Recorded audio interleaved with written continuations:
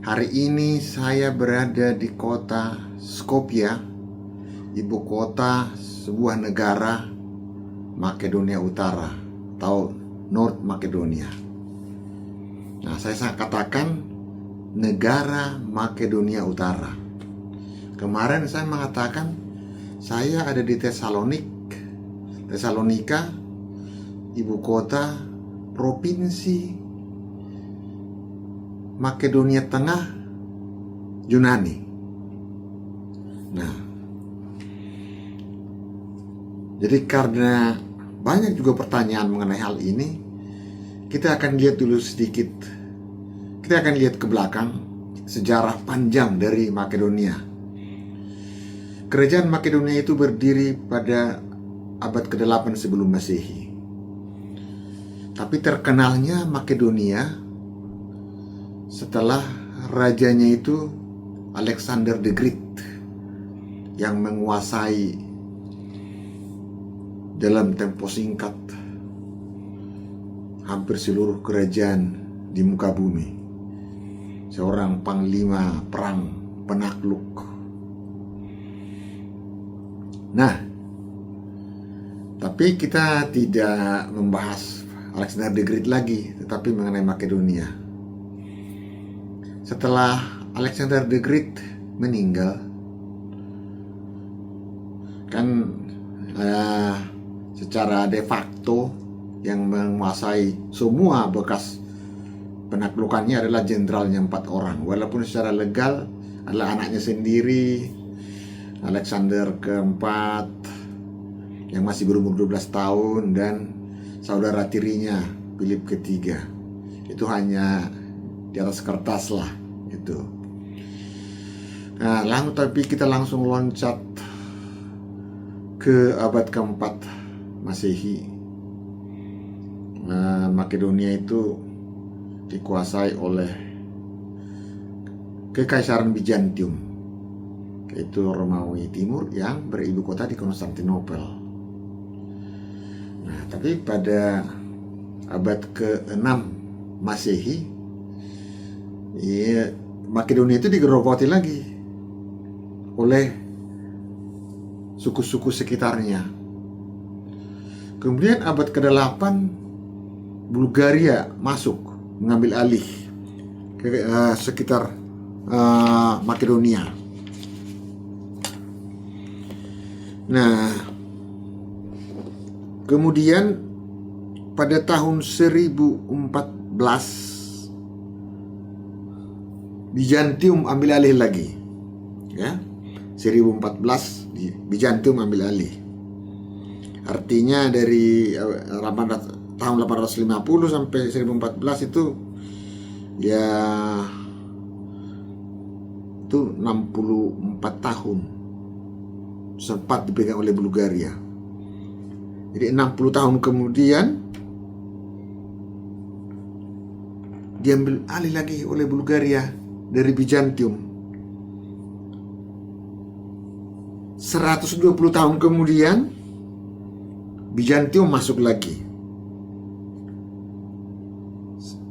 Pada tahun 1400, 100 tahun kemudian Ottoman menaklukkan Bizantium. Maka Makedonia pun menjadi dalam penguasaan kekhalifahan Islam. 500 tahun Makedonia dijajah oleh kekhalifahan Ottoman yang berkedudukan dari Turki. Pada Perang Dunia ke-12, Ottoman ditaklukkan oleh sekutu. Maka pada saat itu Makedonia dibagi 3. Wilayah Makedonia itu dibagi 3 oleh Yunani, Bulgaria, dan Serbia. Nah, kemudian pada tahun 1918 Serbia menyatukan wilayah dengan Kroasia dan Slovenia. Pada tahun 1938 lahirlah kerajaan Yugoslavia. Kemudian 1941 Yugoslavia merebut daerah Makedonia yang diambil oleh Bulgaria. Bulgaria ya. Tadi kan Yunani kebagian juga, tapi itu tidak diambil alih. Setelah selesai Perang Dunia Kedua 1945, lahirlah Republik Federal Yugoslavia. Jadi tadinya kerajaan menjadi republik. Pada tahun 1963 Yugoslavia berubah menjadi negara komunis dengan sebutan Republik Sosialis Federal Yugoslavia. Pada tahun 1991 Gorbachev, Presiden Uni Soviet, mencanangkan Glasnost dan Perestroika, keterbukaan, yang mengakibatkan Uni Soviet pecah, tembok Berlin dirobohkan, Yugoslavia pun pecah menjadi 7 negara. Nah, negara mana aja itu? Slovenia, Kroasia, Bosnia Herzegovina, Serbia, Kosovo, Montenegro, dan Makedonia. Nah, ketika lahir Makedonia ini, sepertinya saya mendapat perhatian karena nama Makedonia ini ada di Alkitab. Nah, jadi mulai dari situ, walaupun saya belum fokus, mulai mempelajari Makedonia. Makanya sejarahnya saya pelajari. Jadi lahirlah Republik Makedonia tahun 91. Nah, tapi tahun 99 ada perang Kosovo, di mana ratusan ribu penduduk Kosovo masuk ke wilayah Makedonia.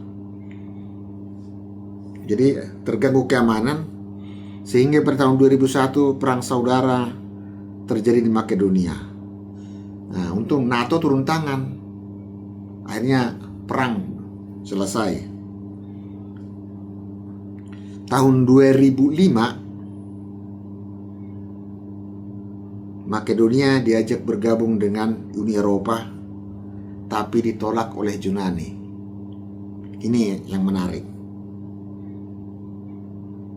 Kenapa ditolak oleh Yunani? Karena pada tahun 1912 setelah Perang Dunia Pertama itu kan, Yunani mengambil sebagian wilayah Makedonia. Nah, yang sekarang itu ada 3 provinsi. Yang Provinsi Makedonia Timur, Tengah, dan Barat. Di mana saya sudah sampaikan bahwa ibu kota Provinsi Makedonia Tengah itu adalah Tesalonika yang sekarang. Kenapa? Karena Republik Makedonia ini memakai bendera Makedonia yang zaman dulu, waktu utuh. Jadi sampai hari ini belum diterima Makedonia di Uni Eropa karena keberatannya salah satu anggota Uni Eropa, yaitu Yunani. Mereka takut nanti Makedonia minta ini, yang 3 provinsi ini. Kemudian setelah PBB sudah menerima Makedonia sebagai anggota PBB, itu setelah dirubah tahun 2019 ya, 2019 baru, setahun sebelum COVID, dirubah menjadi Makedonia Utara, North Makedonia. Jadi diterimalah North Makedonia sebagai anggota PBB. Kita tidak perlu membicarakan keanggotaan PBB dengan yang bekas-bekas yang lain itu. Nah, jadi sampai hari ini negara Makedonia ya seperti perang dingin lah sama Yunani. Sekarang saya dipegang kompas. Kompas ini kan selalu menunjuk utara dan selatan. Saya sengaja ini ambil posisi seperti ini supaya saya menghadap ke utara. Nah, kalau kita lihat posisi saya sekarang ini menghadap utara, kita akan lihat di belakang saya ini adalah selatan. Di belakang ini selatan, disitulah Yunani, yaitu yang 3 provinsi Makedonia. Di utara ke sana itu ada negara Kosovo, terus Serbia. Setelah Serbia sudah Hungaria. Itu kalau ke utara. Nah, ini berarti di timur nih. Di timur Bulgaria. Di sebelah barat Albania. Nah, yang barat lautnya yang banyak nih. Kosovo, Montenegro, Bosnia Herzegovina, Kroasia, Slovenia. Ini bekas pecahan Yugoslavia, Serbia, Kroasia, Slovenia ikut nih Piala Eropa kemarin nih. 3 negara langsung ikut. Itulah posisi sekarang. Jadi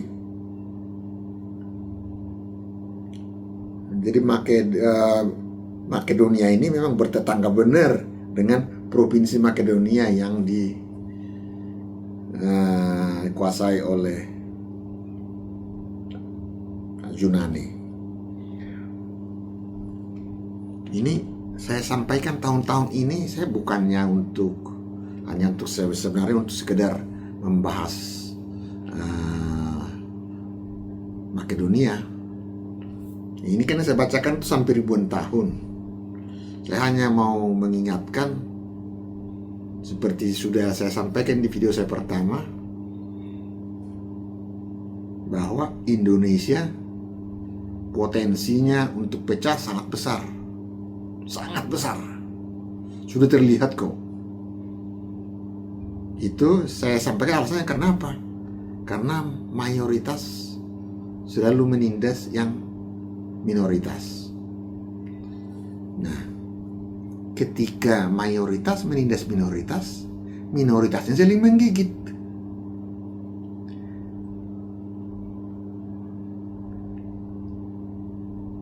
Ketika mayoritas menindas minoritas, negara itu bisa bertahan hanya karena pemimpinnya kuat. Kuat mempertahankan NKRI. Tegas. Tapi ketika pemimpinnya kuat mempertahankan NKRI, yang minoritas malah selalu menyerang pemimpin yang pro NKRI. Minoritas, sesama minoritas saling menggigit, dan sebagian minoritas itu menyerang pemimpin yang mempertahankan NKRI. Nah, itu yang mau saya sampaikan. Dan saya akan bertanggung jawab. Seandainya ditanya apa alasannya, saya sampaikan bahwa NKRI itu tidak akan berumur sampai 2 abad. Itulah penglihatan saya, karena potensi sangat besar. Tapi sekarang saya ucapkan lagi, salam NKRI.